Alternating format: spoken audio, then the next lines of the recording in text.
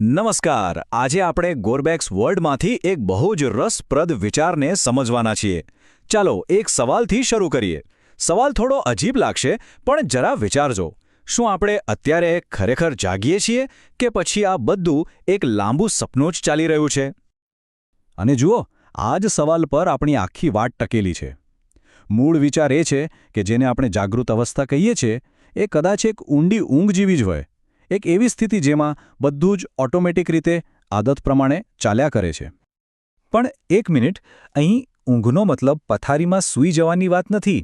ના, આનો અર્થ છે જીવનને ઓટો પાયલટ મોડ પર જીવવું. એટલે કેવું?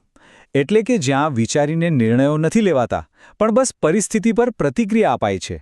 બસ જૂની આદતો પ્રમાણે ચાલ્યા કરવાનું. અત્યારે આ ક્ષણમાં શું થઈ રહ્યું છે એના પર ધ્યાન આપ્યા વગર.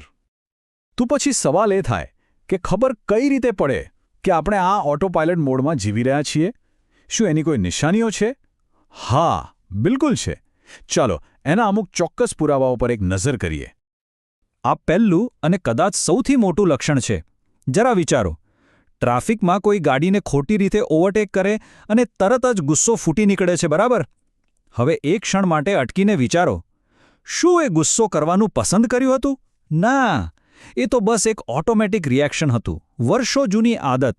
એ કોઈ સભાન નિર્ણય નહોતો. આપણા બધાના મનમાં સતત એક અવાજ ચાલતો રહે છે, નહીં? એ ક્યારેય ચૂપ નથી થતો. ક્યારેક ફરિયાદો કરે, ક્યારેક બીજાને જજ કરે, અને આપણે એવું માની લઈએ છીએ કે એ અવાજ એટલે આપણે છીએ. પણ શું ખરેખર? કે પછી એ માત્ર એક જૂની રેકોર્ડિંગ છે જે વર્ષોથી એકની એક જ વાતોનું પુનરાવર્તન કરી રહ્યું છે? આ સરખામણી કેટલી સુંદર છે! આપણી લાગણીઓ, આપણી ઇમોશન્સ હવામાન જેવી છે. જેમ આકાશમાં વાદળ આવે છે અને જાય છે, પણ આકાશ તો એનું એ જ રહે છે ને? બસ એ જ રીતે ગુસ્સો, દુઃખ, ખુશી આ બધું આવે છે અને જાય છે. પણ આપણે લાગણીઓ નથી. આપણે તો એ આકાશ છીએ જે આ બધું જોઈ રહ્યું છે. અને આ તો આપણામાંથી મોટાભાગના લોકોની કહાની છે. આપણને લાગે છે કે જો આપણે વ્યસ્ત છીએ તો મતલબ કે આપણે પ્રગતિ કરી રહ્યા છીએ. દિવસભર ભાગદોડ, સોશિયલ મીડિયા સ્ક્રોલિંગ, એક પછી એક કામ પતાવવું, પણ આપણે ક્યારેય અટકીને પૂછતા નથી કે આ બધી દોડધામ કોના માટે છે? શું ખરેખર આ જ કરવું છે? આ સવાલ ન પૂછવો એ પણ ઊંઘમાં હોવાની જ એક નિશાની છે.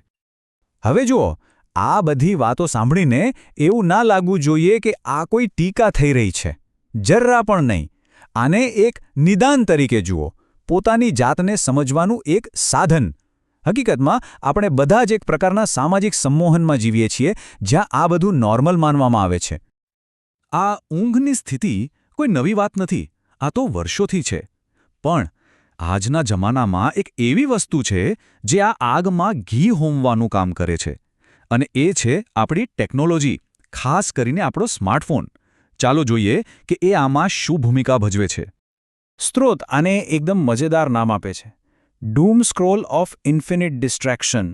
જાણે કોઈ વિડિયો ગેમની શ્રાપિત વસ્તુ હોય જે આપણી સાચી સમજ, આપણી વિઝડમ છીનવી લે છે અને બદલામાં આપણું મગજ નકામી માહિતી એટલે કે ટ્રિવિયા ડેમેજથી ભરી દે છે. આખી પ્રોસેસને સમજો જાણે કોઈ રમત ચાલી રહી હોય. સ્ટેપ 1, ફોન હાથમાં આવે છે અને અંદરથી અવાજ આવે છે, બસ એક જ પોસ્ટ, ખાલી એક જ વિડિયો. પછી આવે છે સ્ટેપ 2. આપણે એ લાલચમાં ફસાઈએ છીએ અને આપણું ધ્યાન, આપણી હાજરી ગુમાવી દઈએ છીએ. અને છેલ્લે સ્ટેપ 3, આપણી સમજદારી ઘટે છે અને આપણે જ્ઞાની બનવાને બદલે માત્ર માહિતીના ભંડારી બનીને રહી જઈએ છીએ. તો આ શ્રાપને તોડવો કઈ રીતે? શું એની સાથે લડવાનું છે? ના. ઉપાય તો એટલો સાદો છે કે કદાચ વિશ્વાસ પણ ના આવે. બસ ફોન નીચે મૂકીને ઉપર જુઓ, તમારી આસપાસ જુઓ. જે રૂમમાં બેઠા છો એને અનુભવો. આ નાનકડી જાગૃતિ પણ એ ડિજિટલ મોહમાંથી બહાર કાઢવા માટે પૂરતી છે. તો શું આનો મતલબ એ થયો કે આપણે હંમેશા માટે આ ઓટો પાયલટ મોડમાં ફસાયેલા રહીશું?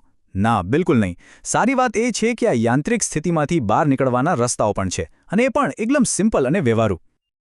તો જુઓ, અહીં કેટલાક ઉપાયો છે. પહેલું, કંઈ પણ નવું કામ શરૂ કરો એ પહેલાં બસ 1 સેકન્ડ માટે અટકી જાઓ. બીજું, પોતાના શરીર પર ધ્યાન આપો. પગ જમીનને અડી રહ્યા છે, શ્વાસ અંદર બહાર જઈ રહ્યો છે, એને અનુભવો. કોઈ પણ એક કામ, ભલે ચા બનાવવાનું હોય, એને પૂરા ધ્યાનથી, હેતુપૂર્વક કરો. જ્યારે કોઈની વાત સાંભળો ત્યારે સાચું ખોટું નક્કી કર્યા વગર બસ સાંભળો. અને છેલ્લે, પોતાના મનમાં ચાલતા અવાજને પકડો. જ્યારે એ કહે હું તો હંમેશા આવું જ કરું છું ત્યારે એને ઓળખો. તો આખી વાતનો સાર શું નીકળ્યો?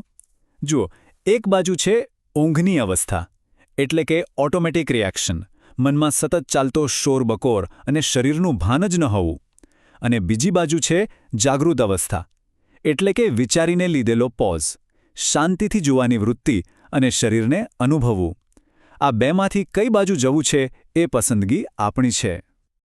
ચાલો હવે આખી વાતના મૂળમાં જઈએ. આ બધાની પાછળનો મુખ્ય સિદ્ધાંત શું છે? એ કઈ એક વસ્તુ છે જે બધું બદલી શકે છે? અને અહીં એક બહુ જ ઊંડી વાત કહેવાય છે કે જાગવું એ કોઈ એક દિવસની ઘટના નથી કે બસ આજે હું જાગી ગયો અને કામ પૂરું. ના, એ તો એક પ્રેક્ટિસ છે, રોજ કરવાની, દરેક ક્ષણે કરવાની પ્રેક્ટિસ. વાત ત્યાં પહોંચવાની નથી, વાત અહીં વર્તમાનમાં રહેવાની છે. અને આ જ છે એ ગુપ્ત ચાવી.